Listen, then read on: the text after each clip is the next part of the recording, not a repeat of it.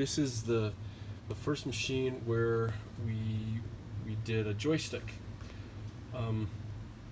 For UTVs, it's a little bit of a challenge since there's two switches. You have the switch that comes with the machine itself for the machine winch, and then we add a switch for the ground force winch as well.